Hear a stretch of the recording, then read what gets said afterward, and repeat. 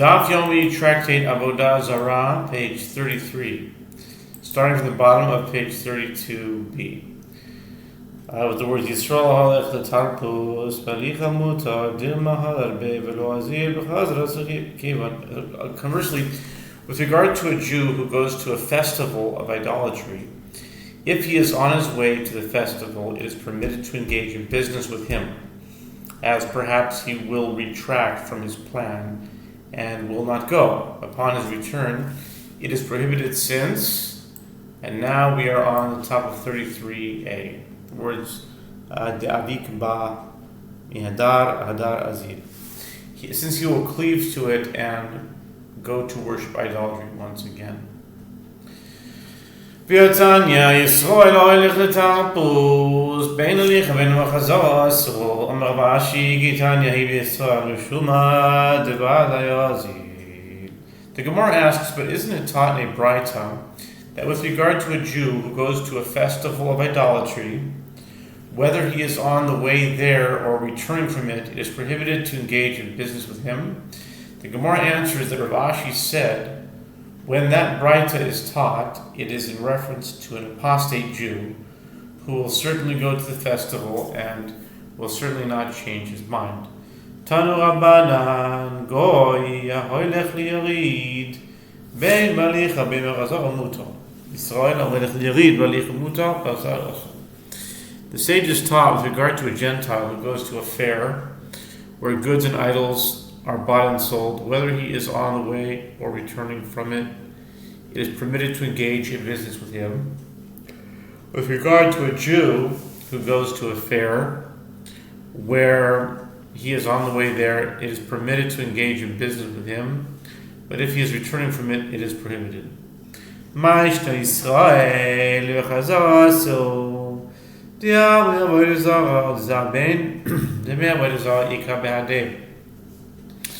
Goy nami nema avodah zarah zaben demei avodah zarah ika be'adei. The Gemara asks, what is different about a Jew that it is prohibited to engage in business with him when he is returning?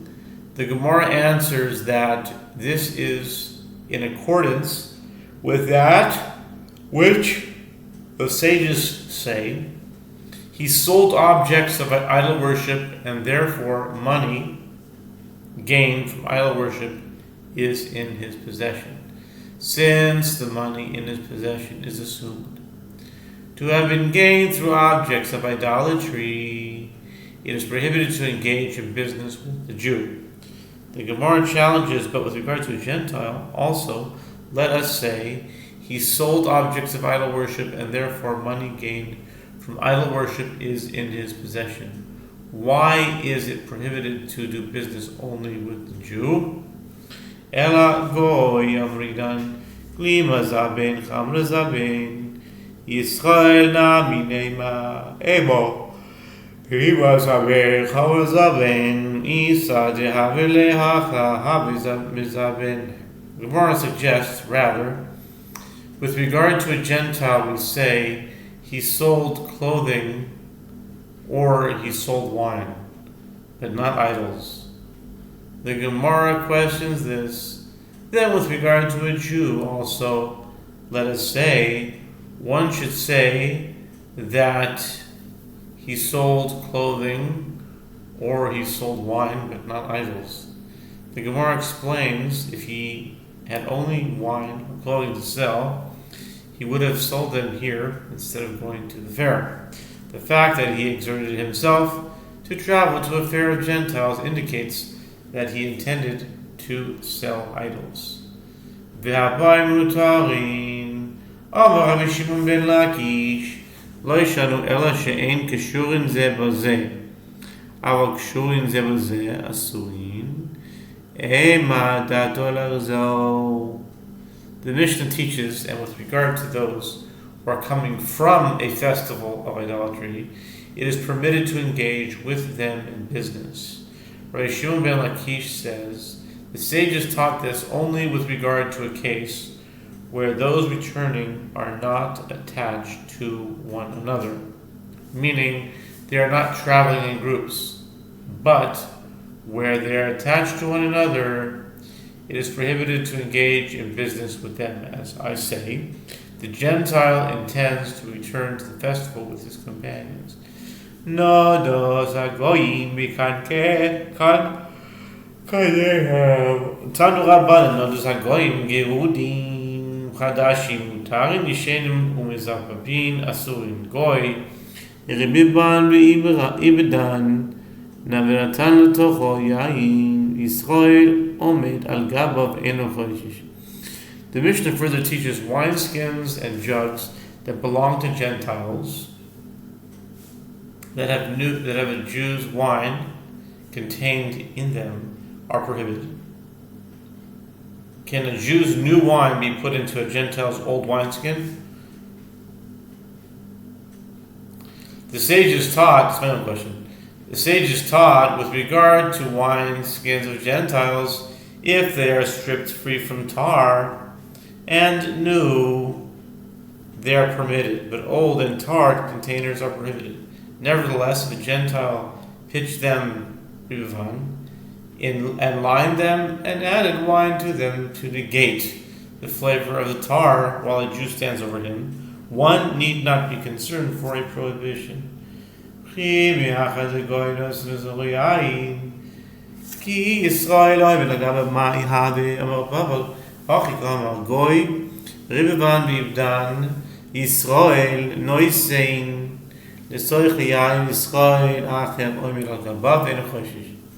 The Gemara asks, but once we have established that a Gentile places wine in the containers, what of the fact that a Jew stands over him?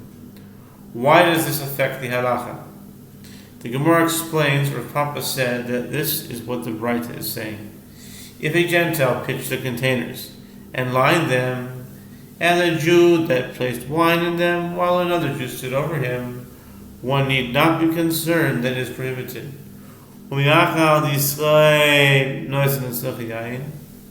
Yisrael acher oimid al gabav v'amuli Dilma agav tirdei menasech v'lav adate. The Gemara asks, but since a Jew is the one who places wine in them, why do I need another Jew to stand over him? The Gemara answers, it is necessary, as perhaps due to the Jew's preoccupation with pouring the wine, the Gentile will manage to libate the wine, and the Jew will be unaware of it. Razvir amal oilam kidakamat mikol yachvayidina gashadile nasekezor ma'imdid amar Rabbi Papi shma mina midvar zvi zahal goy tishtachamnu v'minches v'shol. The Gemara presents an alternative interpretation. Razvid said, actually, it should be as you initially said, that the Gentile himself pours the wine. And here, when he pours the wine into the container, he's considered as one who splashes water in clay and does not intend to use it as a libation. Rav Papi said, conclude from the statement of Rav Zvid that with regard to this incident involving a Gentile who casts wine into the salt receptacle of a Jew, the salt is permitted as the Gentile has no intention of using the wine as a libation. Maskil avashi midami hasam kazal ibud hacha lo kazil ibud. Rav Ashi objects to this. Are the two cases comparable? There, with regard to the pitch container, the flavor of the wine is going to be lost due to the tar. But here, in the case of the salt receptacle, the flavor of the wine is not going to be lost. Therefore, there is no reason to rule that the salt is permitted. Baradi, baradi, baradi, baradi, baradi, baradi taya. Adas hana hanu zikim Rav Yitzchak Yosef. Rema berucham na vadreinu nile ata she'er b'midrasha amale Rabbi Yirmiyah. Kach hora Rabbi Ami halacha lema'aseh mimalan ma'im shlosha yamim u'me'aran amar Rava tzarich le'aran me'et le'et. The Gemara relates a relevant incident. Bar Adi, the Arab, seized certain wineskins from Rabbi Yitzchak Bar Yosef, placed wine in them for an extended period of time, and then returned them to him. Rabbi Yitzchak Bar Yosef came and asked in the study hall what course of action he should take. Rabbi Yirmiyah said to him, "This is what Rabbi Ami instructed me to do in terms of practical halacha. One fills the skins with water for 3 days, so that the water will absorb the flavor of the wine, and then pours the water out." And Rava says, in addition, one must pour out the water in them every 24-hour period, and then refill them. Once this has been performed, the wineskins will be permitted. Savovina hani didan abolidu la ki as Rabina Marav Shimon Valaki Shavalanu Echad Shalem Echad Shalanu Echad Shalem Savar Ravacha Bered Rava Kamed Ravi Ashi Lemema Hani Mili Nodos Havul Kankanim La Amar Le Ravashi Loshna Nodot Veloshna Kankanim. It was understood from the above incident that this matter, meaning the one we fill wineskins with water for 3 days to render them permitted, applies only to our wineskins that were taken by Gentiles. With regard to their own wineskins, it does not apply, as they are prohibited. When Ravin came from Israel to Babylonia, he said that Rabbi Shimon ben Lakish says both ours and theirs can be rendered permitted in this matter. Similarly, V'acha, son of Rava, thought to say before Rashi, this matter applies only to wineskins but not to jugs. So Rashi said to him, there is no difference between wineskins and jugs, as both can be rendered permitted in this matter. Tana Rabbanan kan shel goyim chadash min grudin mutar mishen muzafim umizufafim asurin goy noisen nesachem yain Yisrael noisen nesachem yain goy noisen nesachem yain Yisrael noisen nesachem tzirum umurayos. The Gemara continues to discuss the halachic status of various wineskins. The sages taught with regard to the wineskins of Gentiles, if they are new and stripped free from tar, they are permitted, but old and tarred containers are prohibited. If a Gentile places wine in them, the Jew should put water in them. Additionally, if a Gentile places wine in them, a Jew may put brine and fish brew in them immediately and need not be concerned. Yibailuhu, a dilemma was raised before the sages, now page 33b. Top of the page with the words "L'chatchila" or "B'diavad." Okay, so is this ab initio? Is it permitted? Is it permitted to put fish stew, or brine into wineskins ab initio, or is it only like after the fact? B'diavad. Tashema de tani razvid barashaya lakoyach kankanim minagoyim Chadash noisen zachayayin yishanim.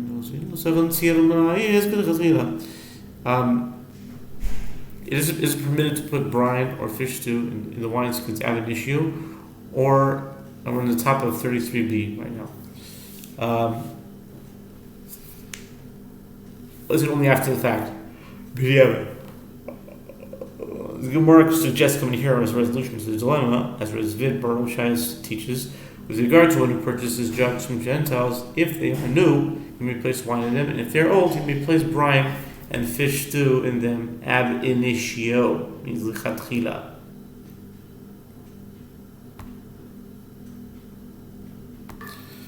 Boy, Yehuda Nesiya Merabah Chazir Nekeshan Esh V'nistat Labnu Mahu Amalet Sir Soerev V'lo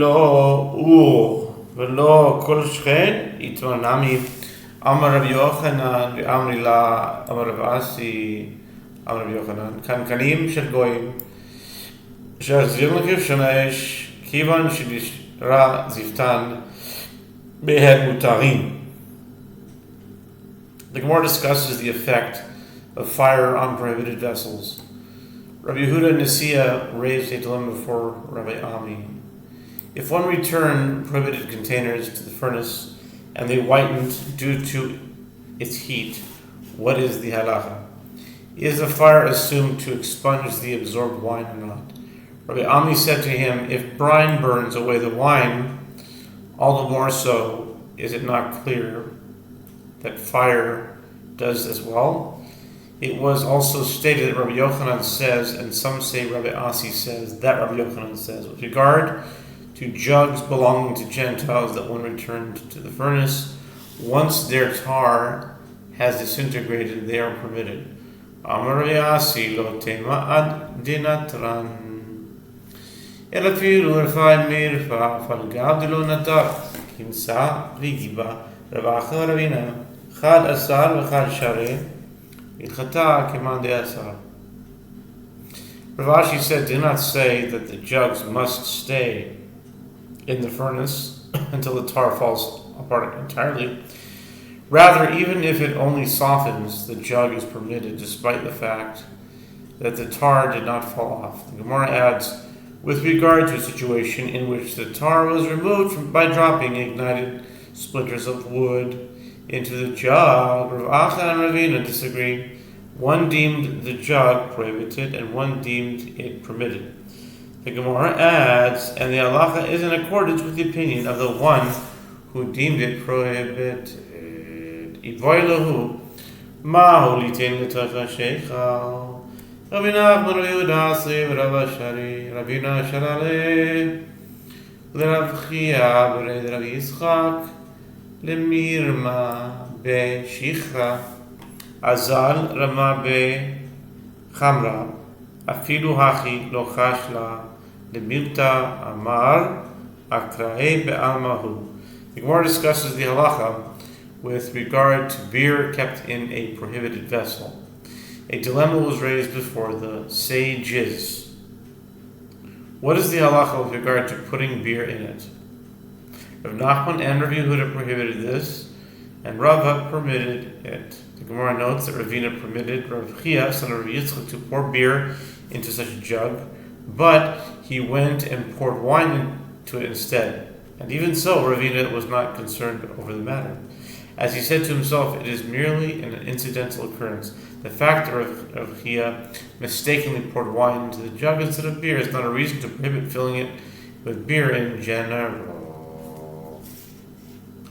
Rav Yitzchak bar Bisna hava le hanumani de puknusna di pakusna mani di pakusna milinu maya anichu anchinu be shimsha pakau amale Rabbi Abba asartinu alach as isura di adam emor de amurabanan mimalinu maya anoche b'shimsha miyamo.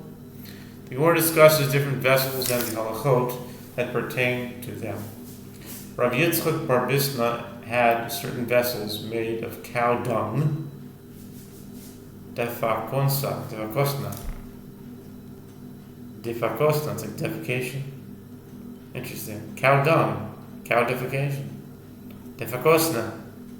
Yeah, that had contained wine of Gentiles, which he filled with water and placed in the sun in order to rid them of forbidden substance they absorbed. As a result, they burst. Rabbi Abba then said to him in jest, "You have rendered them prohibited to you forever," meaning you have destroyed them completely. You may say that the sages said that one should fill the containers with water, but did anyone say that you should place them in the sun? Amar Rav Yosna, Amar Rav Ami, Kleine zel eno, brackets lahen tahara olamit, my keneter, Amar Rav Yossi bar Avin, Kle machporet shel tzarif. Rav Yosna says that Rabbi Ami says a natron vessel, a natural vessel, has no ritual purification, meaning it cannot be rendered suitable for use ever. Because the reason is that this material is highly absorbent. The Gemara asks, what is a natron vessel? Rabbi Yossi Avin says is a vessel crafted from the excavation of alum powder. Devei parzak rufila. Anas hane kube mi pumpedita. Ravahu chamra adreinu ni halayhu. Atu shailu. Rav Yehuda amar davar she'en machnisin likiyum hu mishachshan b'mayim v'hem mutarin. The Gemara relates that an individual named Parzak from the house of Vizier seized certain vessels from Jews of Pumbedita, placed wine of Gentiles in them, and later returned the containers to them. They went and asked Rav Yehuda for a halachic ruling on this matter. Rav Yehuda said that this vessel is an item that is not brought into the storage for preservation. Accordingly, one may simply scrub such vessels in water, and they are permitted. Okay. Amarav Avira. Amarav Avira. Amarav Avira. Amarav Avira. Rabbi Avira said, Hani Chatzve Shechime de Arama'e Kevan de lo Bale Tuva Mashach Shechan B'mayim Umutarin Amarav Papi Hani Padvatan B'michse Kevan de lo Bale Tuva Mashach Shechan B'mayim Umutarin. Rabbi said, with regard to these dark brown Aramean jugs, since they do not absorb substances well, one need only scrub them in water, and they are permitted. Rav Papi likewise said, with regard to these earthenware vessels from Bei Mikashi, since they do not absorb substances well, one need only scrub them in water, and they are permitted. Kase Rabbi Asis Asar Rabbi Ashi Share Ishate Behu Goy Pamrishon Kuli Alma Lo Pligi Di Asihir Ki Pligi Pam Sheni. The Gemara continues the halacha with regard to cups, which hold wine only temporarily. It's subject to a dispute. Rav Asi prohibited them, and Rav Ashi permitted them. The Gemara comments, if a Gentile drank from a cup for the first time,